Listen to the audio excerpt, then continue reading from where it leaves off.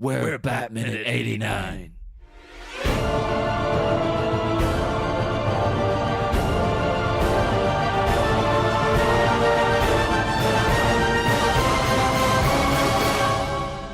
Hello and welcome once again to Bat Minutes 89, the podcast where we cram in with all the other roosters in the henhouse to watch Tim Burton's 1989 Batman film 1 minute at a time. I am one of the hosts, Niall McGowan. I am the other guy who turns up here, John Parker. And we have all the way from Denver, flew him in especially for it and everything, from Mogwai Minute, George Hendricks. Hey, yeah, it was a rough ride, but it's fine. Oh, you know, I know we did say initially that it was going to be a first-class trip. I'm not complaining because it wasn't first class, because I realize podcasts are on a budget, but I mean, that's a long flight to be stuck in coach. Yeah, well, you know, too bad. Because you got to get back there now unless you want to fork out for the money. Could live at the airport. I could. Like a certain film I'm forgetting the name of the terminal. With the Tom terminal. Hanks. Oh, God, yeah, that was terminally boring. Yeah. You could do... that joke's never been said before, ever. You could do a podcast, though, analyzing that minute, or analyzing that film a minute at a time while living at the airport, and then be like, it's not exactly like this movie, let me tell you. Nope. People... Like, I've eaten so many Cinnabons, it's just disgusting. Although in the UK, we don't get Cinnabon at all, so it'll be like a... Yeah. What's the UK equivalent of Cinnabon? Oh, we'd have... Well, there isn't anything. I don't think there's an Well, equivalent. there's not some sort of like staple, like fast food, like sweet pastry type thing. No, not really. You'll get like, you know, Burger Kings and Subways and stuff. But no, Cinnabon. There's nothing that really sells. Yeah, just like sweet pastry. It's just. Well, I suppose you could go to Greg's and get a pastry. They do. Yeah, but it's crap. They're more. It's not like Cinnabon.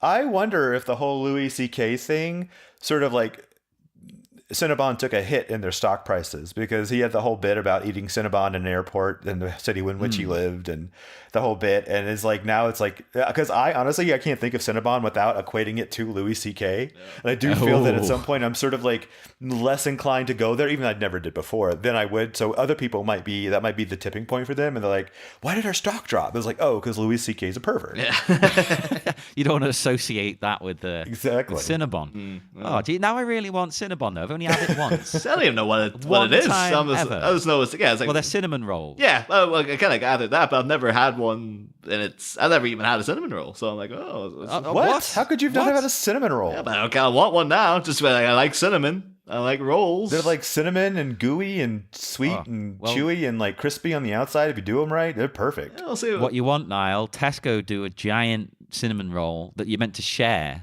with two people, but you could just eat it. You heat it up a little bit as well, and it'll kind of melt. Oh, to me. I'll see what time we're finished recording here. I might have to nip out. Yeah, we should probably get a move on then, so you can get your cinnamon roll. But anywho, today we're here to talk about minute 80 of Tim Burton's 1989 Batman film. Minute 80 begins with the Joker commenting on the other rooster in the henhouse. It ends 1 minute later with Bruce Wayne telling a story. So everyone gathers around the fireplace to hear a story. Come hear the tale of old Batman. Well, it's actually Jack, but never mind. No, he's telling the tale of bat shit. Oh. But they go, well, he definitely goes bat shit. I'll give you that. But anywho, we begin here anyway with the Joker is where we left off on Monday, where he's noticed that Bruce is approached from Vicky's bedroom. And he has a little Bruce in the house. Yeah. So he said, he has this, it's a phrase I like. Although, again, it's another one of these Joker phrases that I've never heard anyone use but him, of another rooster in the henhouse. I was like, well, I'll give you that one. Like, I can at least imagine people saying that. Yeah, that one makes sense, unlike most of the ones he's come out with so far. He's got one coming up in the next minutes. That is like, no one says that. You just save it. Yeah. Yep, save it. Saving it. Save it. It's one of my favorite lines in the movie. Oh, we'll let you say it then if you want. Yeah, okay. Save it and say it. But then we get this random reference where he has his take thy beak from out thy heart, which is, I'm sure you two fellows know, is from Edgar Allan Poe's The Raven, which is like, and I don't think it really works in the context of the scene. really does. I know the Raven's about sort of Well, obsessive longing and things like that. I guess I don't know. no, it works. I think. Really? Yeah, because he's taking it out of context. He's not putting it like in the same context as it is in the Raven. Yeah. And he's showing he's cultured. He's trying to show off to Vicky. I think the writers were just like, okay, we've already made a rooster joke. Now let's keep the bird thing going. Yeah. Oh, I guess. That's a fair point. Could be a reference to Batman as well, being, I know he's not a bird, but he's bats don't have beaks. But he's flying. He's associated with darkness and the night. That's about. But that's the only way he could, because he couldn't say take your fangs from out of my neck. That would make sense, like a vampire. That. Take your leathery wings from around my face. Oh God, I couldn't think of anything worse than a bat's wings around my face. Ah. But like a bat flies right at your face and like hits you, and just like its wings are like flapping, and it's like weird little teethy mouth are like biting your forehead. I love bats from afar. I've been in a bat cave and it was a torture. I hate it. Was Alfred there? Did he bring you some vichyssoise or some bat vichyssoise? He did, and afterwards he had to calm me down with some lovely tea. A nice cup of tea, sir. But, that was a great impression. Jeez, we need you on the show every week. It's like for all official Alfred impressions, we have to ring up. It's like middle of recording. Oh, right, stop. George! Get him in. It's like here, just email me lines and I'll just record them and send them to you and just drop them in as little sound bits. But of course, with the Raven, this is we're the show that constantly references The Simpsons, and the Raven for me is now synonymous with The Simpsons rendition of it. So even that line of take thy beak from out thy heart.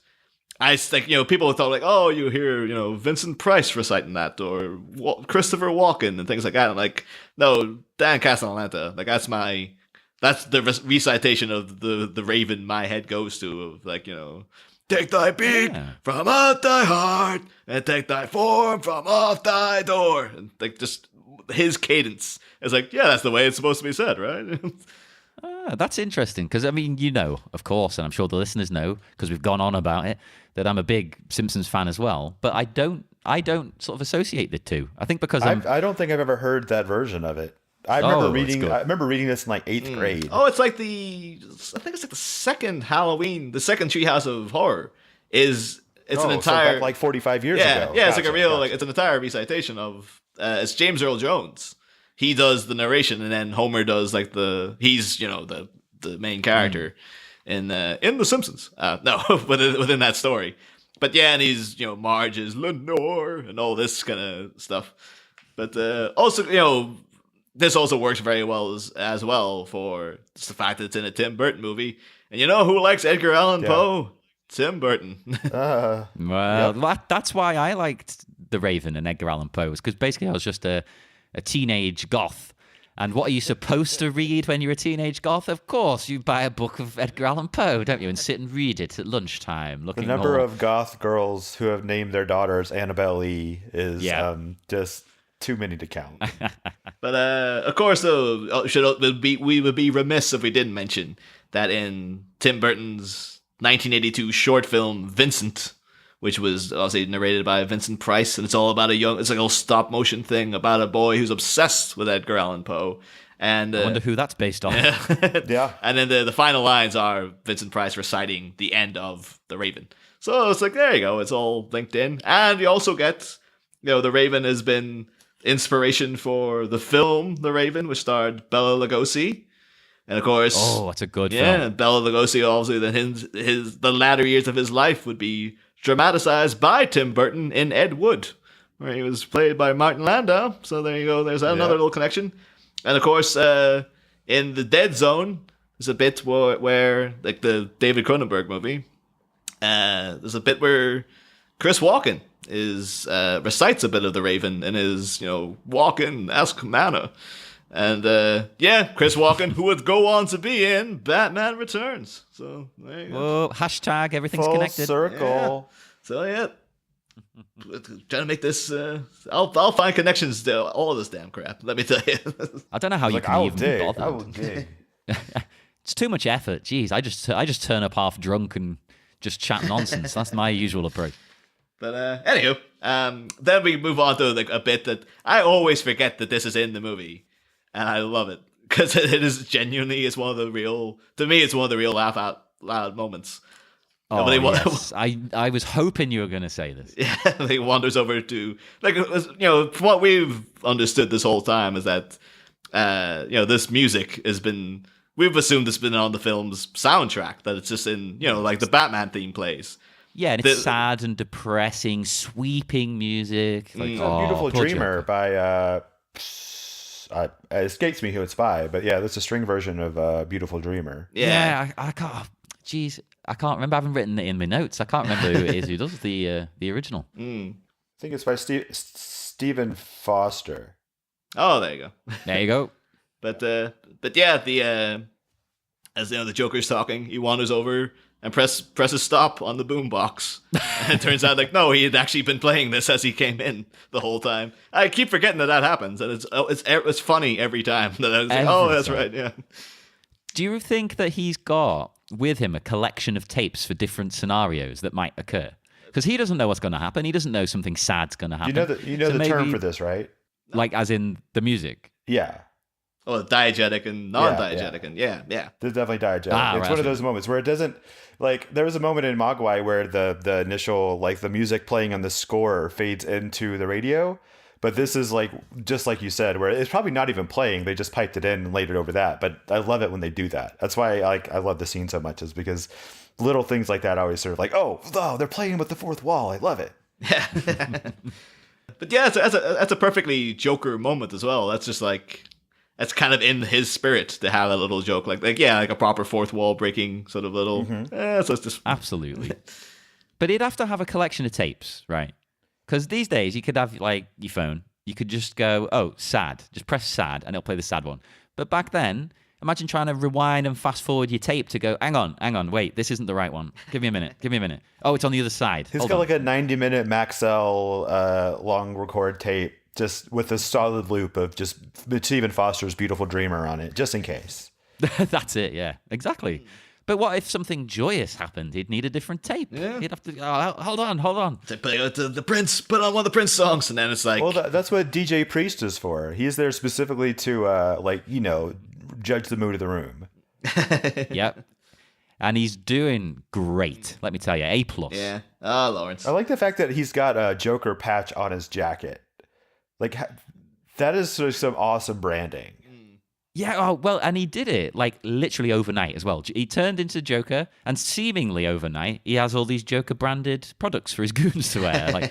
Did he stay up all night making patches and sewing them on and things? Oh, he has goons. He probably had to make them. They probably had to make their own. It's like a rite of passage, like the lightsaber. Yeah, and if it's not good enough, you're out of the gang. Yep. Dead, yeah. You get murdered. Yeah, it does. It all makes perfect sense. Bruce then starts in his we get the since the first time since I guess technically outside the courthouse they had a brief interaction, but this is the first time of Batman and the Joker meeting face to face since Axis Chemicals. So yeah, and Vicky does her little kind of exasperated Bruce, and the Joker then oh Bruce Wayne. N'est-ce pas? Ooh, showing he's cultured again. Yeah, so cultured. He likes to show off. And again, that's again reinforcing this whole business of in this iteration of Batman, no one knows who Bruce Wayne is apparently. He's millionaire up in the hill, and he throws soirees and whatnot. But when people can show up at his party and not know who he is, and be won't recognize him. And then, even here, Bruce Wayne or the Joker oh, this is the guy. Yeah, it's interesting how they transition Bruce Wayne from the sort of eccentric billionaire who doesn't really do much other than just have money to later on iterations where he's this socialite, public figure, and part of the dramatic tension of his character is trying to maintain that sort of flippant playboy aspect while he's this dark and brooding thing underneath. Yeah. But this takes the complete opposite approach, doesn't it? As Tim Burton said, he's basically put himself into the character. He's well, I was aloof and a recluse, so Bruce is. Yeah. I do then think there's a very very like cute line here then of like, oh, well, he has his Bruce Wayne, n'est-ce pas? And then Bruce responds with like, yeah, well, most of the time. And it's like, that's a bit of a giveaway, isn't it? He's like, sometimes I'm Batman. Yeah, but I mean, the Joker's not been like, oh, this guy's definitely going to be Batman or anything. It's like, but at this point here, though, I think it's quite. I don't think it is. It's a bit strange because again, Bruce could have got away with like, oh, most of the time it's just being a joke, but he's laying it on a bit now, like this whole leaning in and like, I know who you are. That's like, you shouldn't be giving away that you're. Because this is going to automatically start making the Joker think, like, what? Who's this guy? Why is he looking into me? Like, what? Yeah. He'll look into him, won't he? Yeah. And it's also the fact that when he says, like, oh, I know who you are, as if this is supposed to be like, I gotcha. Was it a big secret that the Joker was Jack Napier in this version? Yeah. I think so, it was. because he looked so different and everyone thought Napier was dead. Yeah, but it's not like, like the Dark Knight version where it's just they genuinely have no clue, and it's just like, we can't track him down because we don't know anything about him or anything like this. This could have, to me, it could have been like, oh yeah, Jack Napier's back now as the Joker, and what are you gonna do? There's just no real, like, it being a mystery doesn't really add to anything to me. It just seems to be a bit like, oh, I didn't realize that was supposed to be a thing, that no one knew who he was. Yeah, it doesn't really make. It's not really a big plot point or anything. They're not trying to uncover the mystery of the Joker, like who he is. They're more just concerned with stopping him, and the fact that they don't know who it is kind of irrelevant, isn't it? But it's a way to get under his skin, I suppose, because he's kind of made a whole new persona, a new life. He's completely changed himself because he's been physically changed. But even then, the Joker's actual reaction to it, that could be interpreted both ways, because he gives him a look of like, oh, okay, he's really like, right. It's to tell him, I know who you are. He has a kind of looking around of like, oh, this is interesting. But it could also be interpreted as if him going like, so, like, he's just like, you know who I am, so big whoop. Like, what's the... Yeah, but then he launches into the next thing is like, he starts telling him the story about this guy named Jack. So he knows he's Jack Napier. And I don't think that it is common knowledge that everyone thinks that Jack Napier's dead, except for the people that show up when he usurps them and they're like, Jack, and then he kills them. Grissom and like and everyone, the lawyers and all that sort of stuff. Yeah, just to me, rewatching the whole movie before we started this, I was like, this did take me a little like, I didn't really detect that was supposed to be like a mystery, but I do love how cocky Bruce is as well. The way he like saunters up to Joker to say, I know who you are. Like he's badass, isn't it? I mean, I know we know he's Batman. But yet again, as you say, he's failing to maintain any pretense of a cover now. Like, would Bruce Wayne? I don't think he's coming off as Batman. I think he's coming off as sort of like this weird, eccentric billionaire. Like that's what he's trying to play for, because, he's sort of like putting on this persona of I'm not afraid of you type thing, because he's too rich to be afraid of anybody. I suppose if you don't know he's Batman, that's how you would see it anyway, because you wouldn't be thinking twice. Although it ties into something you were saying a few episodes ago, Niall, about Bruce. I'm trying to think what it was. I have to edit this out.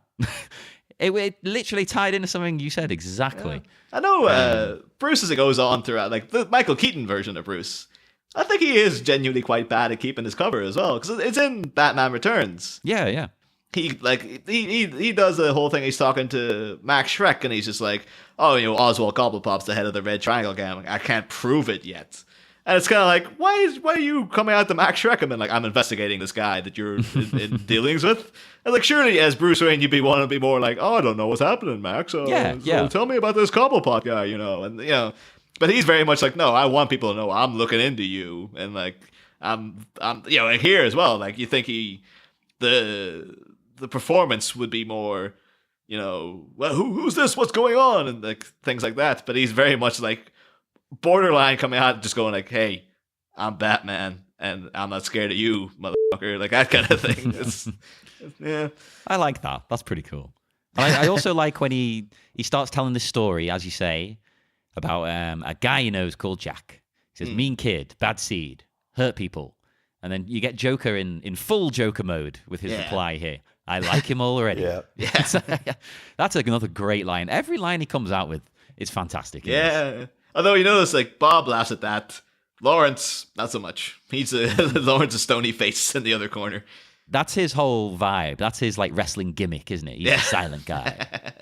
He's kind of got like he does actually. Did we talk about the Lawrence looks a bit like the Iron Sheik to me? Have we ever brought that up? I don't think so, but he does. Yeah, I could see him being the Iron Sheik. It could have been like an early rendition of the Iron Sheik. Was just like, yeah, I was in this gang for a bit with this guy, and then yeah, he was a bit of a nut job. I wore a priest collar and listened to music. I was basically in charge of all the tunes.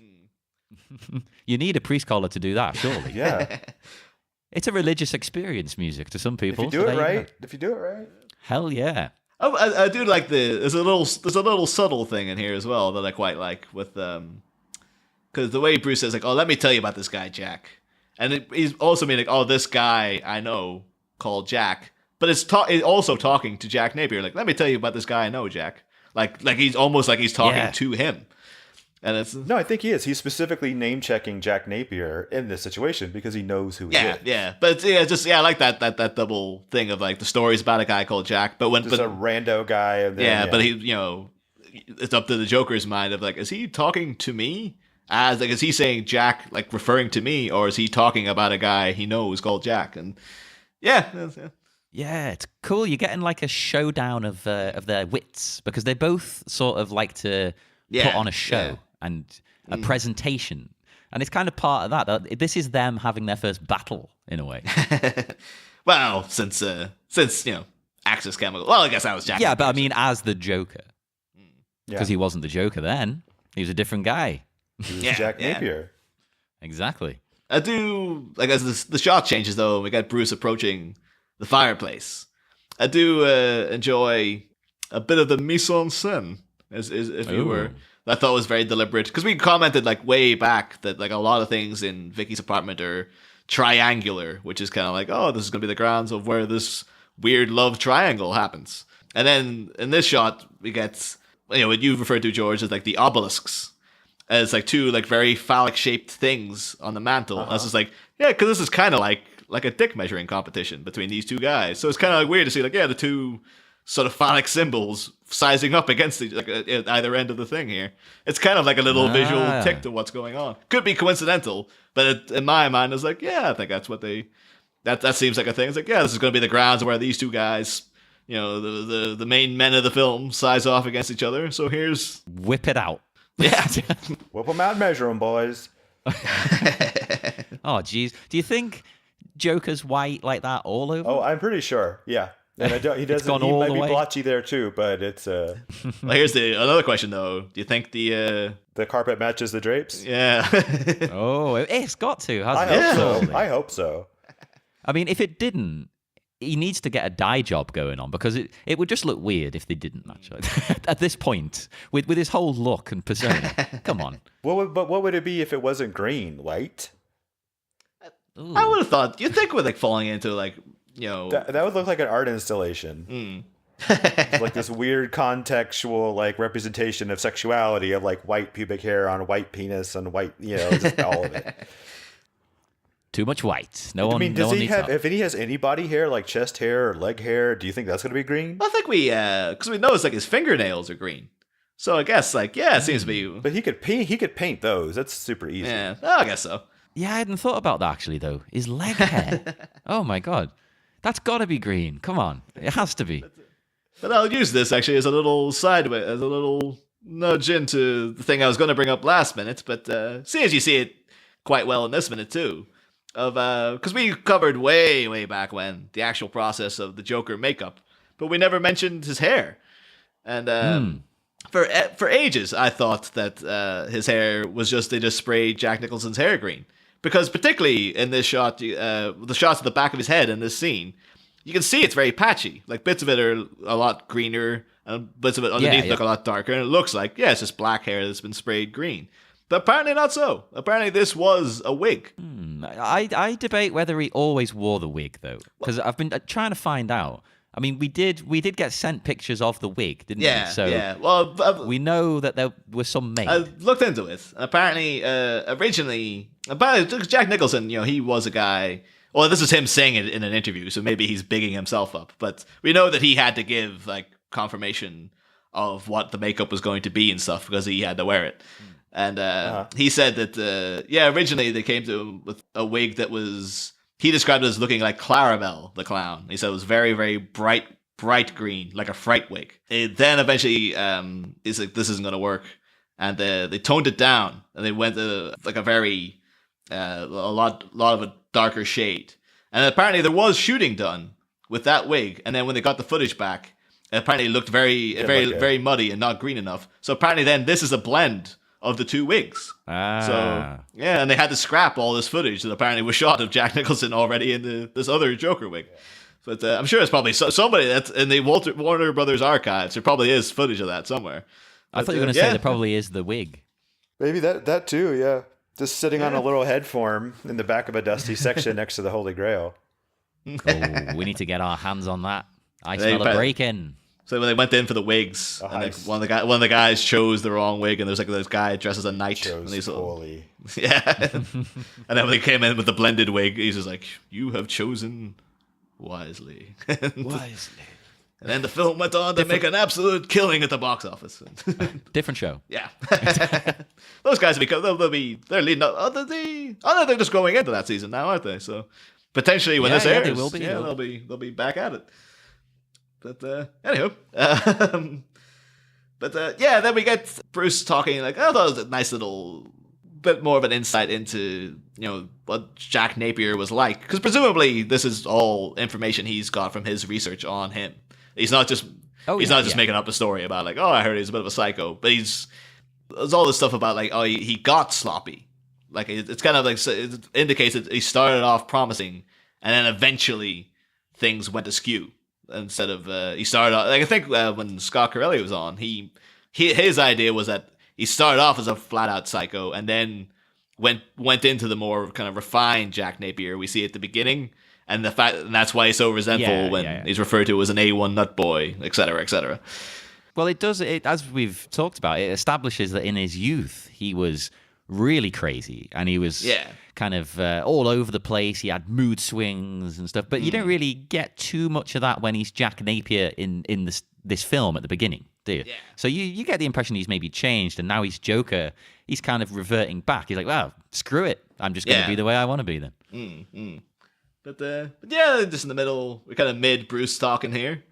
And we kind of get cut off mid-story where he's talking about, he's the kind of guy who couldn't see the train until it was 2 feet from him and all this stuff. And there's a bit I really liked where he said he had a head full of bad wiring, I guess. Yeah, I just thought that was a pretty cool way of putting that, bad wiring. I like the fact that he goes over to the mantle and picks up like some of the basically Alicia's face pieces, just as this like bit of business. It's like, yeah, sure, I'm gonna mess with these. Like, do you not know where those were? That's real gross. Maybe that he thinks that's somehow insulting Jack. I don't know. Or maybe he's got a head of bad wiring, which is a bad thing. Let me just say that's demonizing the mentally ill somewhat. That's very bad. Well, it was late 90s. Late 80s. It wasn't really understood as much back then. True. So yeah, maybe he's just as fascinated by it as Joker. Like, oh, this is intriguing. I'm a weirdo. I'm going to just play around with this person's X face, shall we say? Yeah, well, so sounds about right. I think it also adds the fact too that he's really talking about Jack Napier, like going over, like talking about him having a head full of bad wiring and stuff, and then obviously touching something that has a direct correlation to how crazy Jack Napier actually is like, well, it led to this kind of thing where you burn a woman's face and then make her wear a weird mask until she killed herself and stuff. It's yeah, just a tad strange. Let's be honest.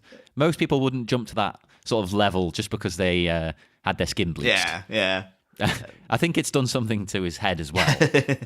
And of course, and Vicky's still nomming on the popcorn there. So she's just eating it up now. She's like, "Oh, I'm glad I grabbed this popcorn." Yeah, that's pretty. I wish you could get over to the kitchen and get some butter on this, But ooh, yeah. What's your favorite popcorn then? I don't like popcorn at all. Oh yeah, you don't like popcorn, do you? You freak. Yeah, it's one of my crosses to bear. The amount of things that everyone likes that I don't like. I don't mind it. It's just not my favorite thing in the world. Like I don't crave it. I know people that were specifically, they're like, hey, you want to go to a movie? I'm like, yeah, what do you want to see? I don't care. I just want some popcorn. Oh, that's weird. That's crazy. Mean, just buy some popcorn. To be honest, though, nobody here, I don't know what it's like there, nobody buys the popcorn when they're at the movie because it's so expensive. Yeah. Well, I mean, it is expensive, but I mean, they get like a small bag. I think it's just like this weird, maybe they're addicted to the chemical in it or something. I don't know, but they just love the movie popcorn. Not like you can microwave it, it's fine, but it's never the same. I always just sneak a bag in.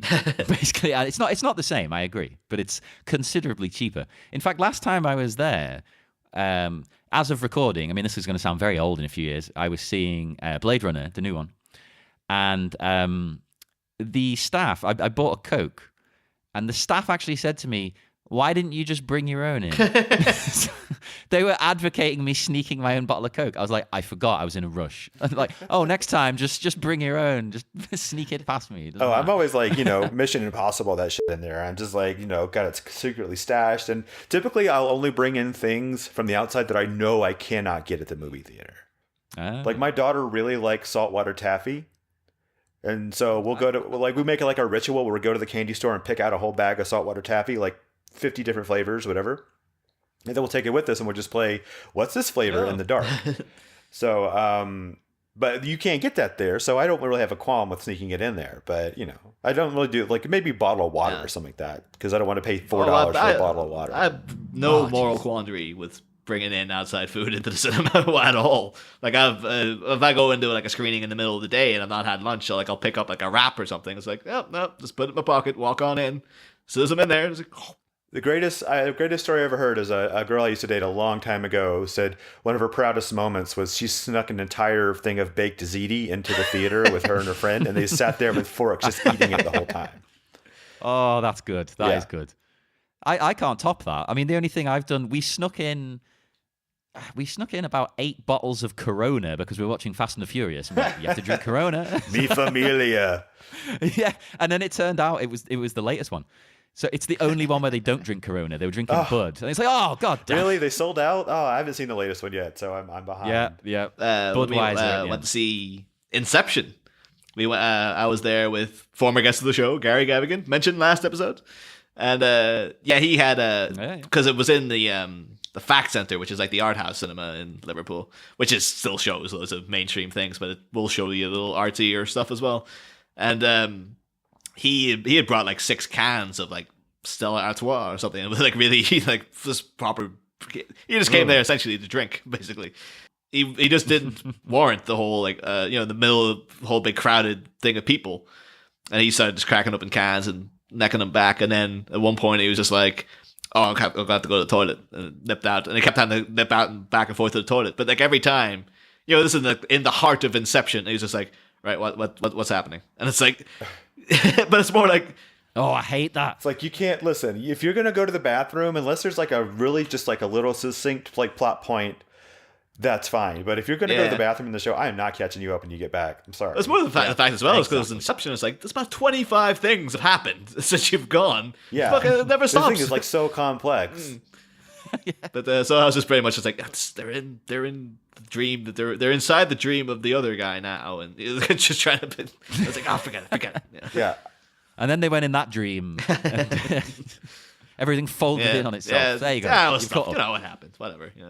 I mean, if it went to Blade Runner 2049, it could have been like, hey, you could go out and go get the papers and come back. It's like, oh, there's a lot of deliberate pacing in that. I approve of that, but I also agree. You could technically nip out for 5 minutes and come back. But in a good way. Yeah. I like a slow. I loved Blade Runner. I loved it. Something else I love though, Batman. Hey, Batman. Probably round out the minute. The only thing I had from the original draft. Again, it's getting difficult to bring this up. In the original draft here, it's a bit different because Knox and Vicky know that Bruce is Batman at this point. Yeah. And Bruce, he's not here. This whole scene doesn't happen. Again, Bruce rings her up on the phone. He calls her. And she's like, she actually says to him, I know it's you, Bruce. He's doing a Batman voice. And she's like, I know it's you. He's like, okay. She just admits outright, your cover's blown. You're Bruce Wayne calling me, doing a stupid voice. Oh. There's pretty much no dignified way back from that, though. If you're doing a funny voice over the phone, and people was like, I know who it is. So you would have to be like, no, it totally is Batman. Actually, his brother, he doesn't know. No, I'm not Bruce Wayne. No, I don't even know who Bruce Wayne is. I'm his brother, Matman. It's like, Bruce Wayne? Who's that? Like, I thought you said you were Batman, but you're not Bruce Wayne. Just like... That's the only way out. Yeah. Just hang up. It's just coming into Alfred, it's like, oh, Alfred, that did not go well. Would he cover for him? Do you think Alfred would take the hit, take the blame? It was me. It's like, it was a prank call, miss. You know how us Brits love our fun. Yes, he's the epitome of fun, isn't he, in this film? Alfred's a total cut-up. Oh, yeah. You know what he reminds me of? Do you guys ever remember playing the original Tomb Raider Yes, PlayStation? Yeah. And it had the bit in the beginning when you could run around her mansion just doing stuff, and you all constantly I had did. the servant, like her butler, sort of like following her, like with a rattly tray the whole time. Like every time you turned around, he was just a couple of steps away. Yeah, how did he keep up? Yeah, I don't know, but yeah, that's sort of like this old, like more like, you know, genteel, elderly Alfred reminds me of. Well, in the movie, though, he's played by her butler is Chris Barry, isn't Yeah, it? From Red Dwarf, the comedy. Oh yeah. Yeah, I have his autograph feet away from me as we speak. No connection to Batman that I'm aware of, other than that very loose connection we've just made. Yeah, I'm fairly certain that give us a minute. Maybe we can come up with a connection between Chris Barry and Batman. We'll try and come up with it on Thursday, because we are going now on this Wednesday episode, and we'll be back on Friday, so we'll spend all Thursday trying to think of a connection. Before we go, though, George, I'm sure the listeners know where to find you and your show online, but, you know, if just to refresh their memory, where can they get you? You can find us at the Mogwai Minute on Twitter. Again, our Facebook page. And so we're in hiatus right now. We've recorded the first Gremlins, and we're done with that. We finished that months ago. We're starting to drop these like one-off episodes about our specific, as of yet undisclosed number of Arnold Schwarzenegger movies from the 80s.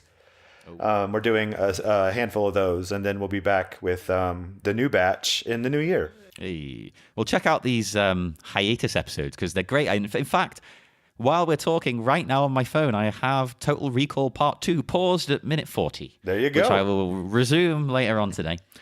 And it's fantastic, because that is an amazing movie as well.